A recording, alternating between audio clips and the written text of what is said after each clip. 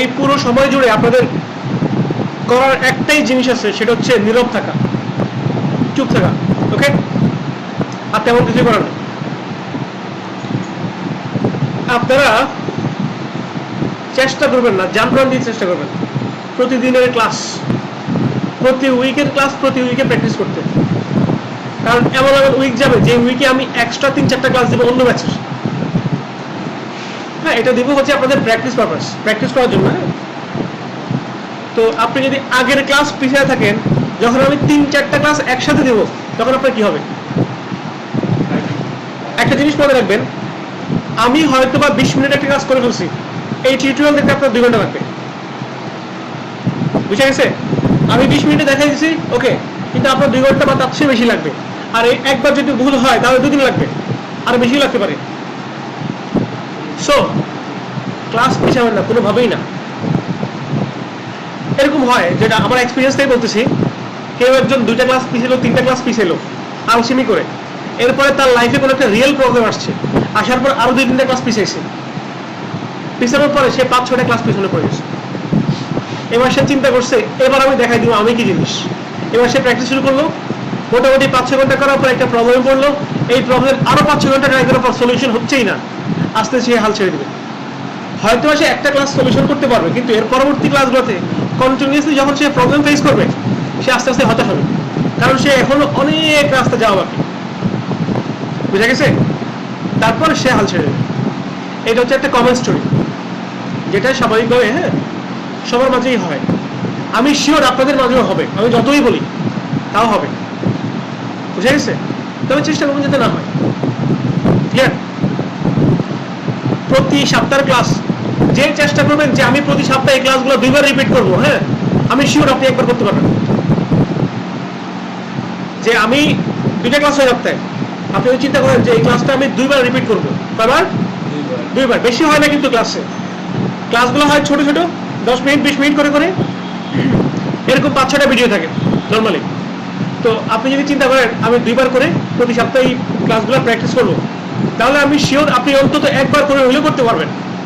আর আপনি যদি চিন্তা করেন আজকে মাত্র ক্লাস শেষ হচ্ছে, এখনো 6 দিন বাকি, যাকে 2-1 দিন, এরপর ধরলাম আধা ঘন্টা, ফেসবুকে ঢুকছি, ভুলেই গেছি আমি প্র্যাকটিস করতেছিলাম, তারপর ইউটিউবে গেলাম, হ্যাঁ, কিছুক্ষণ টিকটক দেখলাম, নাকি?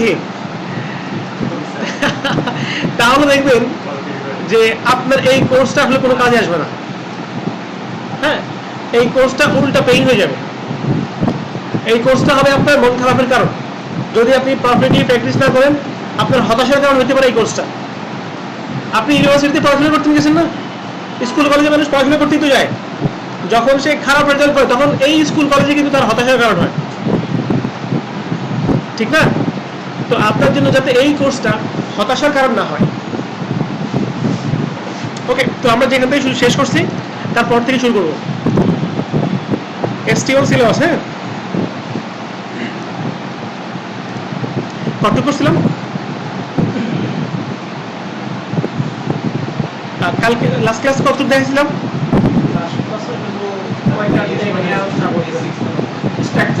আচ্ছা,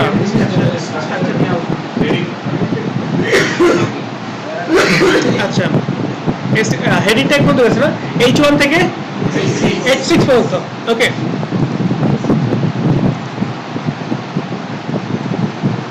তো আজকে আমরা এরপরে যাই হেডিং ট্যাগ, এরপর হচ্ছে paragraph tag. Paragraph tag use করা হচ্ছে পি ট্যাগ। পি ট্যাগ মানে হচ্ছে প্যারাগ্রাফ ট্যাগ।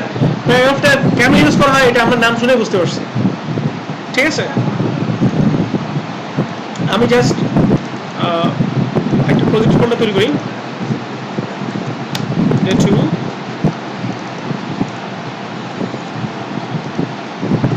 পারলাম কি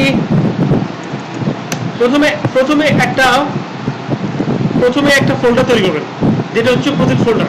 গত ক্লাসে বলছিলাম প্রত্যেক প্রজেক্টের আগে একটা ফোল্ডার তৈরি করবেন, প্রজেক্ট ফোল্ডার। আর ফাইলের নাম কি? index.html। কে বলতে পারবেন এটার নাম ইন্ডেক্স কেন? হাত তোলেন, আপনি বলেন, আপনি বলেন। আর কেউ পারেন না? আচ্ছা, আরো দুজন হাত তুলছে। আর কেউ না। গত ক্লাসে আপনারা ছিলেন। মজার ব্যাপার হচ্ছে গত ক্লাসে ছিলেন না, এটা কিন্তু কোনো এক্সকিউজ না। এটা হচ্ছে আপনার নলেজ ল্যাকিংস, আপনি এটা জানতে পারতেছেন না। আপনি ছিলেন না, দ্যাটস টোটালি ফাইন, কিন্তু আপনি ওটা জানতে বললেন না। 3-4 জন হাত তুলছে, আর অন্য সবাই কি? আমাদের এলাকায় আমরা যখন ছোটবেলায় বিশেষ করে ক্রিকেট খেলতাম, আপনারা শর্ট পিচ ক্রিকেট খেলছেন? শুধু 4, কোনো 6 নেই। এখনো খেলেন? হ্যাঁ, সবাই আউট। তো আমরা এরকম খেলতাম যে সাপোজ 10 জন আছে, তো 2 দলে 5 জন 5 জন করে। এখন হঠাৎ করে একজন আসছে, সে হচ্ছে একা। এখন একা তো কোনো দল নেওয়া যায় না। হ্যাঁ, তখন আমরা তাদের বলতাম ডাল ভাত। ডাল ভাত মানে সে সারাদিন শুধু কিপিং করবে, মাঝে মধ্যে ব্যাটিং করবে, ঠিক আছে? তো যারা হাত তুলুন না, তারা কি ডাল ভাত? অবভিয়াসলি খেয়াল করবেন যে ক্লাসগুলো যাতে আপনার উপর কিছু ইফেক্ট ফেলে। এটা কালকে এটা সম্পর্কে বেশ ভালো আলোচনা করছি, কেন নাম ইন্ডেক্স হবে। ওকে, তো আমি প্রজেক্ট ফোল্ডারটাকে ওপেন করতেছি।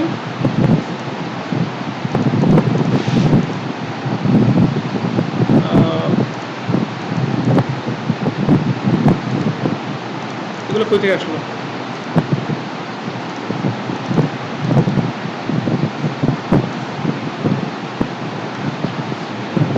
ভিউ লেআউট সিঙ্গেল লেআউটে কাজ করবো। ওকে, কি লিখবো?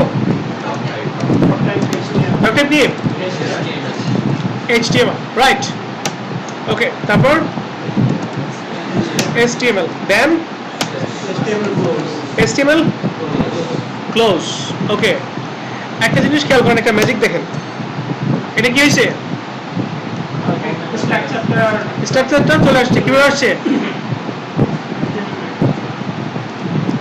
আমি যদি হেডিং ট্যাগ লিখতে যাই, দেখেন ট্যাগ ওপেন, ট্যাগ ক্লোজ, সব হয়ে গেছে না একসাথে? কেমনে হয়েছে? আমরা একটা অ্যাডন ইউজ করছি। কি ইউজ করছি?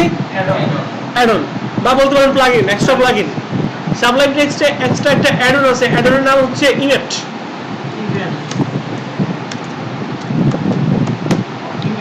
ইমেট। যারা নোটপ্যাড প্লাস প্লাস ইউজ করেন তাদের নাম হচ্ছে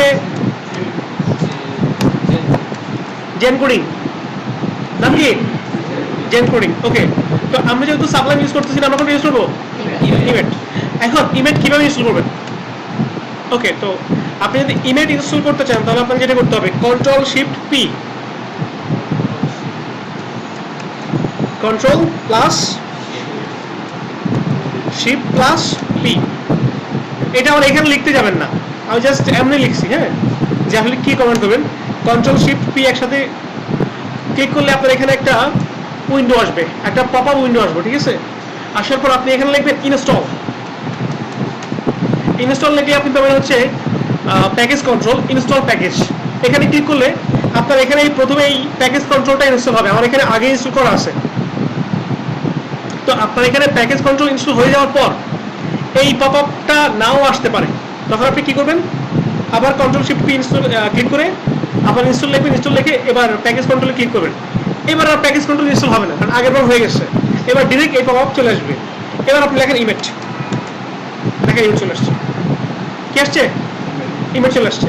একইভাবে আপনি কি কি অ্যাড করবেন? আপনি অ্যাড করবেন হচ্ছে HTML, অ্যাড করবেন CSS, তারপরে jQuery, তারপরে PHP, ওয়ার্ডপ্রেস।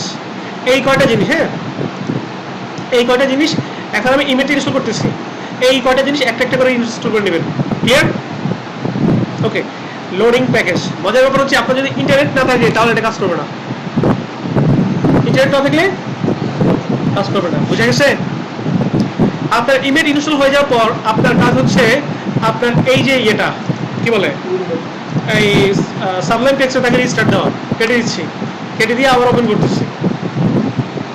ওপেন করার পর এবার আপনি আপনার ফাইল ওপেন করবেন, ডিজায়ার ফাইল যেটা আপনার ওপেন করা দরকার। এক্সক্লেমেটরি সাইন দিয়ে ট্যাব দিবেন, চলে আসছে। অথবা HTML:5 তারপর ট্যাব, অথবা HTML:5 Ctrl+E, অথবা এক্সক্লেমেটরি কন্ট্রোল ই সেম কাজ করে সবগুলো বুঝে আসছে আপনি পেয়ে যাচ্ছেন HTML এর বেসিক মার্কআপটা তা আমরা এখানে শিখলাম কিভাবে ইমেজ ইনস্টল করতে হয় কি ইনস্টল করতে হয় ইমেজ